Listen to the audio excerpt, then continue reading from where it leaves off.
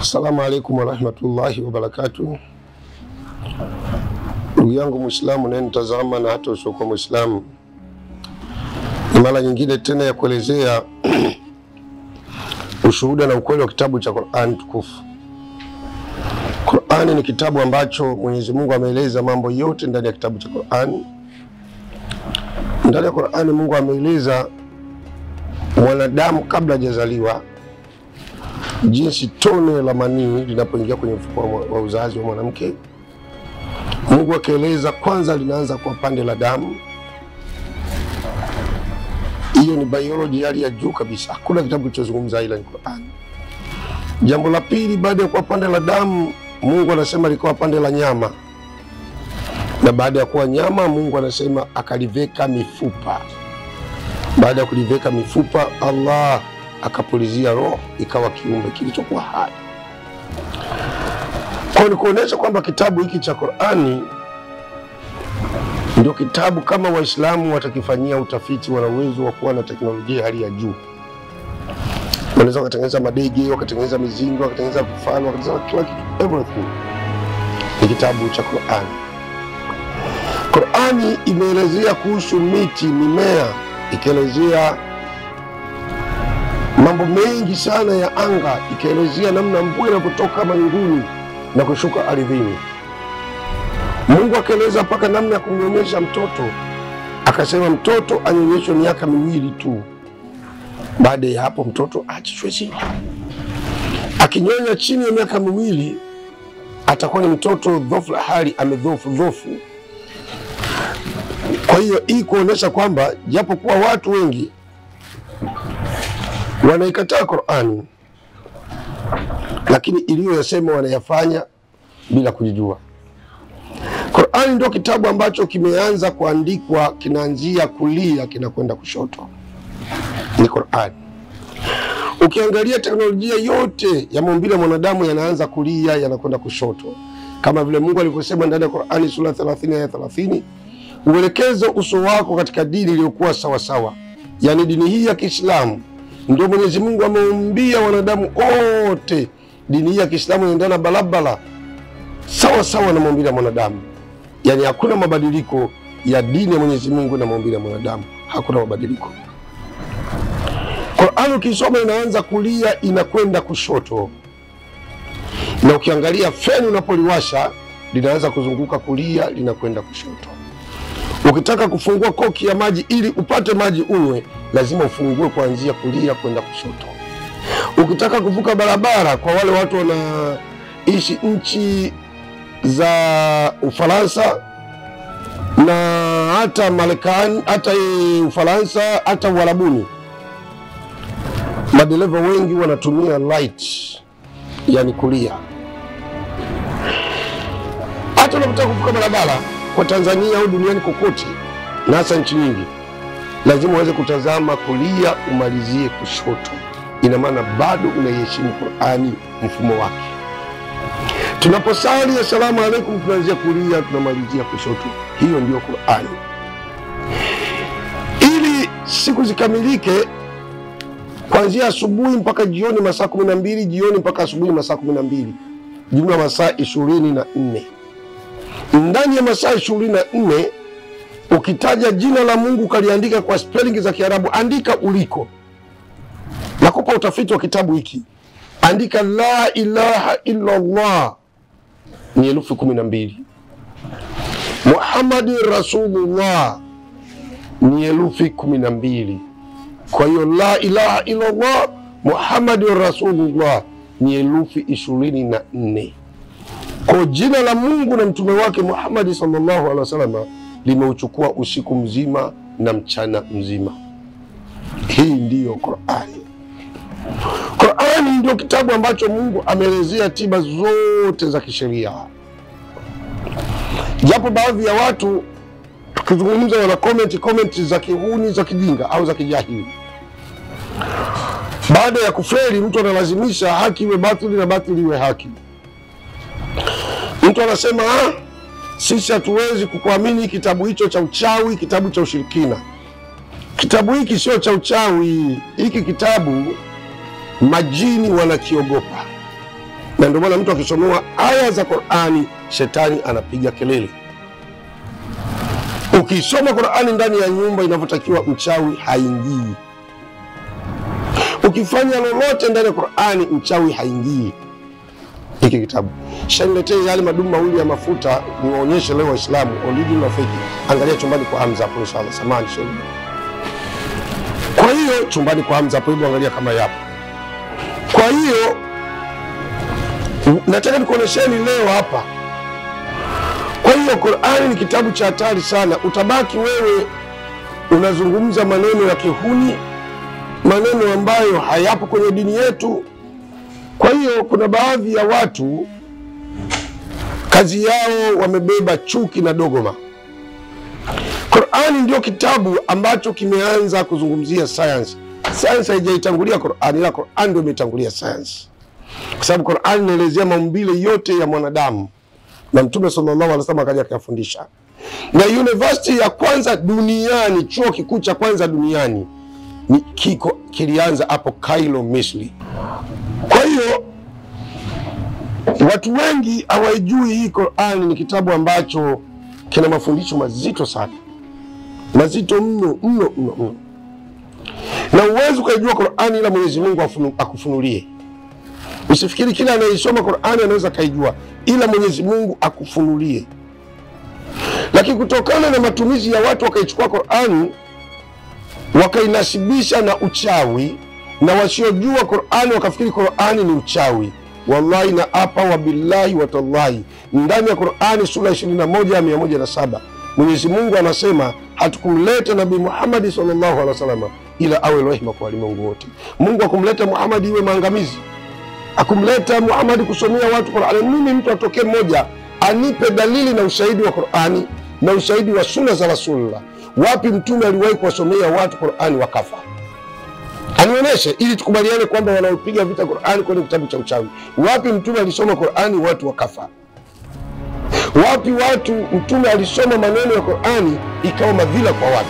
Ila tunaona Qur'ani ilikuwa ni mwongozo kwa wachao Mungu, na ilikuwa ni silaha na ni upanga kwa watu wanaomcha Mwenyezi Mungu. Ndio maana Mungu akasema Qur'ani right tungelishusha kwenye jabali la milima lingechanguka kwa ukali wa maneno haya. Sasa Qur'ani katika utafiti na ufumbuzi, watu wengi walikuwa wananipigia simu kutoka Ulaya, wanataka wajue kweli wa mafuta na hii dawa. Leo ndio nataka nifunguke kidogo nikuelezeni uzito wa dawa hii. Watu wenye matatizo mengi wanapona na Mungu ni shahidi. Nilizungumza kipindi cha nyuma, jamani, hakuna dawa ya kisukari wala dawa ya pressure wala dawa ya nguvu za kiume, ila kuna maradhi yanayosababisha mwanadamu akawa hivyo, ikiwemo kisukari, ikiwemo pressure, ikiwemo tezi dume, ikiwemo vidonda vya tumbo wanaita ulcers wazungu, ikiwemo wanaita gout, kuna ugonjwa unaitwa gout, ikiwemo na stress, msongo wa mawazo. Hayo ni maradhi ambayo yanaweza kumpelekea mtu akashindwa kufanya tendo la ndoa au kurudisha ndani ume wake ukawa mdogo. Sasa kuna watu ambao bado wanadanganywa mpaka leo, wanaambiwa nitakupa dawa kuongeza ume wako uwe mkubwa. Nani kakudanganya wewe? Hayo ni maumbile ya Mungu amekufanya hivyo. Au kama ulikuwa uko salama zamani, sasa yakarudi kwa ajili ya maradhi, ikiwemo na mshipa unaita mshipa wa ngiri hernia, hiyo inaweza ikarudi kama asili yako. Lakini asili ya Mungu mwanadamu usibadilisha. Ni sawa kumkuta mtu mfupi mbilikimo, unasema nitakupa dawa uwe mrefu. Umemkuta mtu hana ndevu, nitakupa dawa ndevu ziote. Si mambo ya uongo tu ya hovyo kabisa, hata yaingia kilini. Ni sawa na mtu anakwenda kwa mganga, anamwambia mganga, bwana mimi nataka unifanyie dawa nipate hela au niwe tajiri. Na yule mtu anayekwenda, yeye Mungu amjalia kwa mtaji toa milioni 10, milioni 20, milioni 50 mpaka milioni 200. Unakwenda kwa mganga akupe dawa uwe tajiri. Si ubwege kabisa huo. Natumia lugha kali ya samani, mtanisamehe. Wewe ujiulize, kama huyu mganga anaweza kunifanya nikawa tajiri, yeye hana ndugu wa kufanya kwa matajiri? Anao ndugu chungu mzima, wanakimbilia mganga jigangi. Basi sawa, wewe huwezi kufanya kwa tajiri. Watoto wako, familia ya mkeo, mashemeji zako, dada zako, wajomba zako, si wafanye wawe matajiri basi? Kukuonesha ni vitu tu ambavyo hata akilini na vingii. Ni watu wanaishi kwa misingi ya kishirikina, ya uchawi. Sasa nataka nikueleze kwamba hii dawa unavyoiona sio dawa ya kishirikina, kwa sababu kuna watu wakikosa maneno kazi yao ni kutapatapa, kutapika maneno yasiyokuwa na tija. Hii dawa ndugu zangu ni sio dawa chungu, ni dawa tamu. Ina matili wa aina nyingi sana. Yeyote aliyepata bahati ya kuitumia, sasa hivi watu nimeona wananipigia simu wananiambia shaka hiyo dawa mbona nzuri. Hii dawa nataka nikueleze. Wewe kama una kisukari, kama una pressure, kama una tatizo la maumivu ya mwili sijui kiuno, mgongo, kama unakosa hamu ya chakula. Kwanza, kwa nini mwanadamu ukosa hamu ya chakula? Na wakati mwanadamu unatakiwa mwili wewe unahitaji kupokea chakula. Kama una tatizo la kuvimba miguu, ganzi mwilini, kama una ndugu yako amepigwa na stroke yuko chini, sitaki kuwapa Mungu kwa sababu tunaonekana vile na washawishi watu waje. Na kawaida ya tiba yoyote duniani haifai kushawishi, na mimi sishawishi, mimi ninaeleza huduma ninazozitoa. Sasa utashawishika kwa lipi? Utakapokuja kuchukua hii dawa, ukipona wewe ndio utakuwa balozi wa mwingine. Lakini hapo mtu aelewe, mnaweza mkachukua dawa watu 10 wakapona watu 8, wawili wasipone. Na kawaida ya Waswahili hawa wawili wasipopona ndio inakuwa fimbo ya kuniadhibu Mwaipopo, kutangaza ubaya. Lakini wale wanene waliopona hawatangazi wema na ufanya. Hii ndio kawaida ya binadamu wote duniani. Hospitali mtu akienda haponi, na kuna mochwari watu wanawekwa mtu waliokufa, lakini mtu hamlaumu kwa sababu kamkuta daktari amenyoa ndevu kati ya masharubu, kamkuta daktari amevaa tai na suti. Sasa kinywani nimevaa kanzu, nimevaa kofia, nimefunga kilemba, kuonekana ni stupid tu, kitu ambacho si sahihi. Watukufu wa Kiislamu, sukari na pressure kama ilivyo sasa hivi, mliwahi kusikia watu wanaugua kansa, mliwahi kusikia watu wanaugua figo kama hivi sasa? Ina maana watu walikuwa wanaishi na wanakula, na mifumo ya chakula haikuwa kama hii. Kwa kinachotuathiri sana binadamu ni mifumo ya chakula. Na wewe mwenye sukari na pressure, na wewe mwenye kansa na uchafu wa figo, hebu tumia dawa hii na kuapia kwa dini ya Mungu. Kwanza, maradhi yote kitaalamu na madaktari bingwa wanakubali, na sura za Mtume zimekubali, maradhi yanakaa sehemu kubwa 2. Sehemu ya kwanza ni kwenye damu, sehemu ya pili ni tumboni, na sehemu ya tatu kwa mara ya mwisho kabisa akikupiga sana yanakimbilia kwenye ubongo. Na ndio maana wataalamu wanasema huyu ameugua sana mpaka akili yake imekuwa kama majununi, yani imekuwa kama taila, kama crazy kidogo, kama cheese, kwa sababu maradhi yamekimbilia kwenye ubongo, yanavuruga kabisa mwelekeo wa mwili wa mwanadamu. Sasa unapokula hii dawa kila siku kijiko kimoja tu, big spoon, kijiko kikubwa cha chakula, unachota unakula. Jambo la kwanza, utaanza kupata choo kingi, choo kichafu, tumbo lote linabaki safi kama ilivyokuwa. Jambo la pili, dawa inatembea kwenye mishipa ya damu, inarekebisha uchafu wote wa mwilini, inatoa na flashi, na utaitumia ndani ya mwezi mmoja, kasoro kama siku 3, 4, 5. Hii dawa itakusafisha mwili wako wote, utakaa safi na utakaa katika system yako yote nzuri kama ulivyoumbwa na Mwenyezi Mungu. Hata kama ulikuwa na cholesterol imejaa mwilini, sukari yako inapiga, haitibu sukari, narudia, inarekebisha insulini yako, komosho yako, inakwenda kuipa nguvu. Utashangaa sukari ilikuwa 20, unakuja kusukari yako na ikuta iko 7, iko 5. Wallahi billahi. Lakini zingatia chakula. Kwa wale wanaopata mtama, kuleni uji wa mtama mweupe, kuleni unga wa ata, chapati za ata, mkate wa ata, kula kidogo muhogo, huu ni wanga kidogo tu sana. Achana na red meat, kula white meat, kula nyama ya ndege, kula samaki. Achana na red meat, itakuathiri ndugu yangu. Kwa hiyo dawa hii inakwenda kupambana na korosho, inafumua cholesterol zote zinamwagika, mwili wako unabaki safi. Utashangaa mtu mwenye sukari, pressure, nguvu anakuwa, utashangaa nguvu zinaanza kurudi mwilini, na utashangaa sasa unaanza kupata hisia kali ya tendo la ndoa. Unaona bunduki inasimama na kuanza kupiga risasi. Kwa sisi tunaondoa tatizo, hatutibu tukio. Tusiangalie kaangukaje huyu mtu, tunaangalia alipojikwaa, tunaondoa kile kisiki kilichosababisha kujikwaa. Tukikiacha atarudi tena, atajikwaa pale. Kwa ndicho tunachokwenda kukifanya. Mwili wako wote utakaa sawa sawa, na mwili wako wote tutarekebisha, na baadaye mwili wako utakuwa safi, na utakuwa unatembea, na utaanza kujisikia unakula chakula kwa hamu, utakula chakula vizuri kwa siku utakula mara 3 hata mara 4. Na ulaji wa mwanadamu tumezoea ulaji, mtu anatengewa sahani limejaa, anapakia mavyakula mpaka unaweza kumshangaa. Mabada, maugali, sijui maharage, sijui nyama. Yaani kila mtu kila chakula kwa ulaji gani huo bwana huyo? Uislamu hatukufundishwa namna hiyo. Tule kwa kiwango, uache sehemu ya maji, uache sehemu ya chakula kidogo, uache sehemu ya kukaa. Ukikaa unakaa vizuri, ukiacha sehemu ya kutolea pumzi. Sasa wewe uko hapa kutembea, unashimeta kupumua.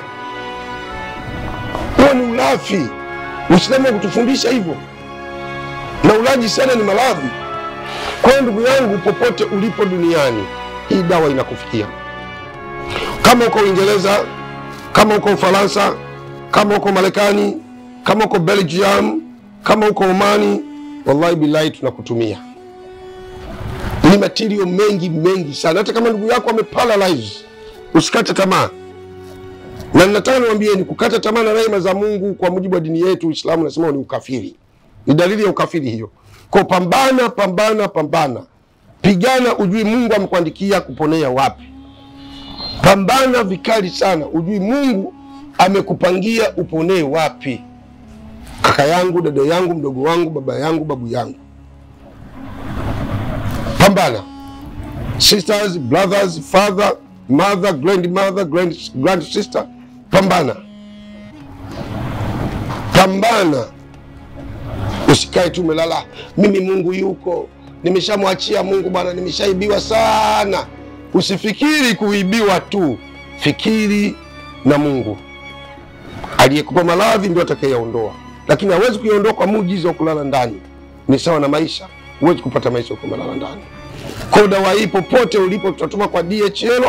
Kama sio kwa DHL, kuna kampuni moja hapa kwetu Tanzania inachukua parcel za mizigo. Kama wewe wa Uingereza tutakutumia hiyo. Kama uko Marekani na Oman na Arabuni kokote tutatumia kwa DHL. Namba zangu za simu ziko hapo. Watu wa nje mtatumia kwa WhatsApp. Usipige kwa simu ya kawaida ukiwa nje ya nchi. Tumia kwa WhatsApp. Simu yangu ni hapa, ni Vodacom.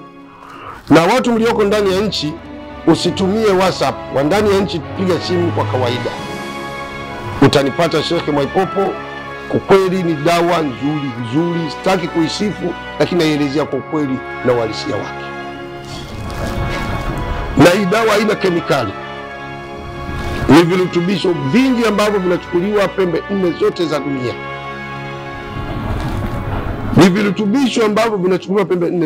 dunia.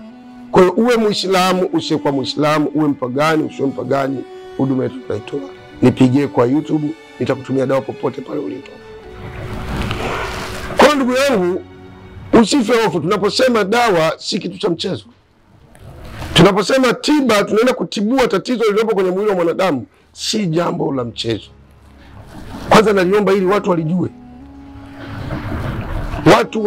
Wallahi billahi. Sababu watu wanafikiri dawa zinauzwa mabarabarani kama vile watu wanavyouza mitumba. Ukifikia barabarani, bwana na dawa hii hapa, dawa hii nzuri sana. Shilingi 20,000 tu. Wallahi unapona. Wewe bwana wewe, acha kudanganya watu. Wewe mtibu mtu kwa shilingi 20,000. Maradhi ambayo yanamharibu mtu kama sukari, pressure. Mtu ana tatizo la figo, chukua hii dawa itakusafisha figo. Kama umeparalyze, chukua hii dawa, huna nguvu za miguu za mwili, unashindwa kutembea, upate choo. Sukari na kusumbua, pressure.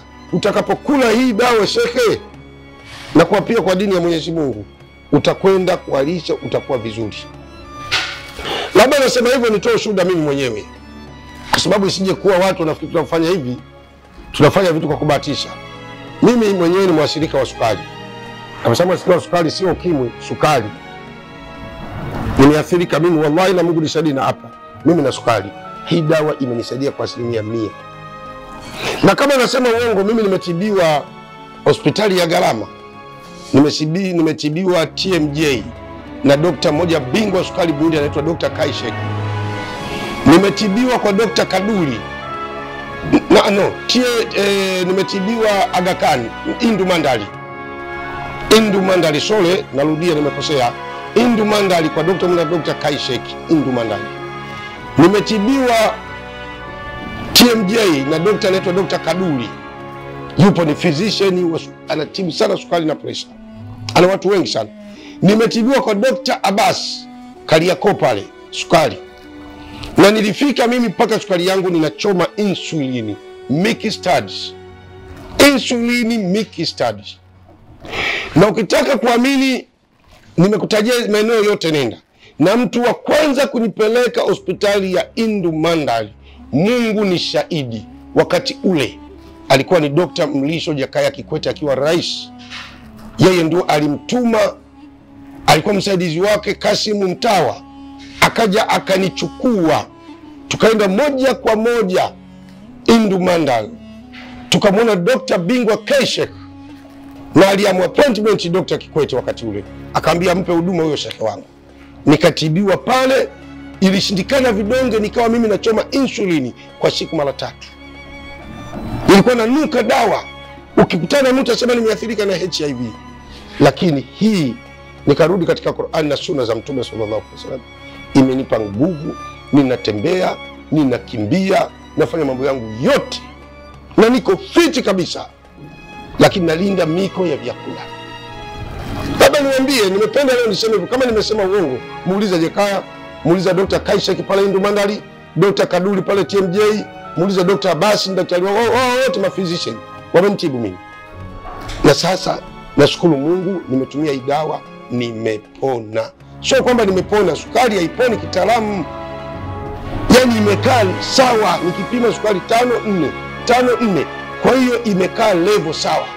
Na nguvu imenipa hii dawa. Mimi nimalize hapo, nishie hapo. Niseme kwa kipindi hiki ukitaka kunitaji, utapiga simu kupitia namba zangu hizo hapo kwenye skrini yako ya simu. Mwanzo wa kipindi ndio mwisho wa kipindi. Naomba Mwenyezi Mungu athibitishe ukweli na ukweli ubaki kusimama kuwa ukweli. Usiache kusubscribe, kucomment na kushare katika channel yetu ya Sheikh Mwaipopo TV. Andika tu Sheikh Mwaipopo TV, utapata mambo mengi na mazuri ya kupendeza. Hadha, assalamu alaikum warahmatullahi wabarakatuh.